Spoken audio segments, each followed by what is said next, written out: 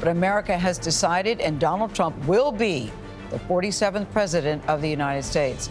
That's according to our projections. He has 276 electoral college votes. That's more than the 270 he needed to win.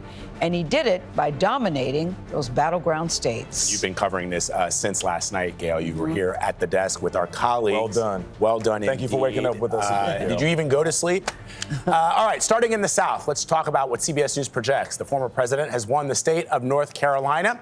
CBS News also projects he's won the state of Georgia, which he narrowly lost back in 2020. And the crucial state of Pennsylvania, which was a big, big prize with its 19 electoral votes.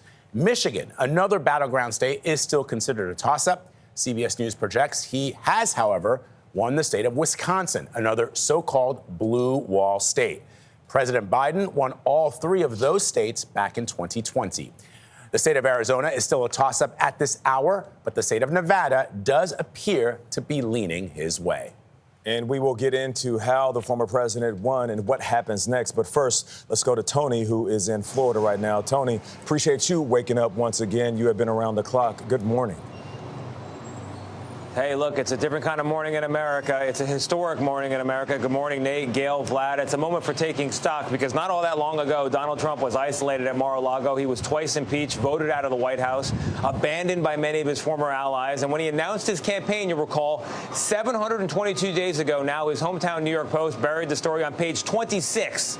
It was a Florida man curiosity at that time, but what a difference a year makes. 4 felony indictments, and it seemed to energize his base. Even the mugshot became a T-shirt, a symbol of resistance for the Trump faithful. And some of those folks last night, I saw them wearing "I voted for the felon" hats all around the party last night. And speaking of the party, the first real pops of excitement, they popped off around 9 p.m.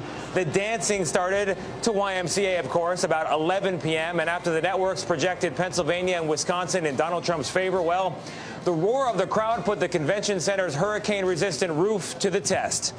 I asked one of the supporters to explain this victory to Democrats whose heads are exploding right now all over America, and she told me it's simple. Quote, "They don't seem to realize Beyonce doesn't pay my bills," close quote. And then, of course, we heard from the once and future president of the United States. We overcame obstacles that nobody thought possible, and it is now clear that we've achieved the most incredible political thing. Look what happened. Is this crazy? Donald John Trump addressed his supporters just before 2:30 this morning, emerging to a huge round of applause after a night that seemed to break his way early and often. I want to thank the American people for the extraordinary honor of being elected your 47th president and your 45th president. I think that we just witnessed the greatest political comeback in the history of the United States of America. Vice President-elect J.D. Vance promised that this political comeback for the ages would now become an economic comeback for all Americans. Trump's crowd of Watch Night faithful included the CEO of the Ultimate Fighting Championship, Dana White, who called the apparent victory karmic vindication. This is what happens when the machine comes after you. Meanwhile, earlier in the night, Vice President Kamala Harris declined to address her own election night watch party at her alma mater, Howard University, leaving her campaign co-director to break the news to an already thinning crowd.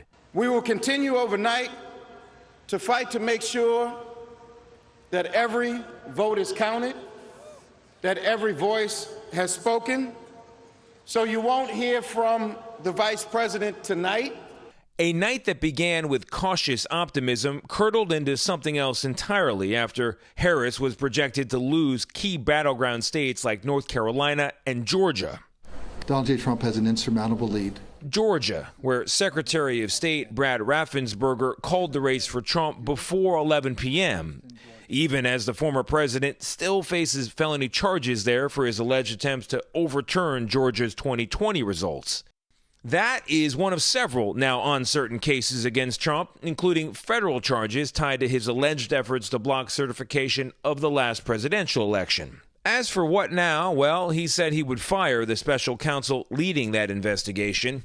He's also promised the mass expulsion of undocumented immigrants. On day one, I will launch the largest deportation program of criminals in American history.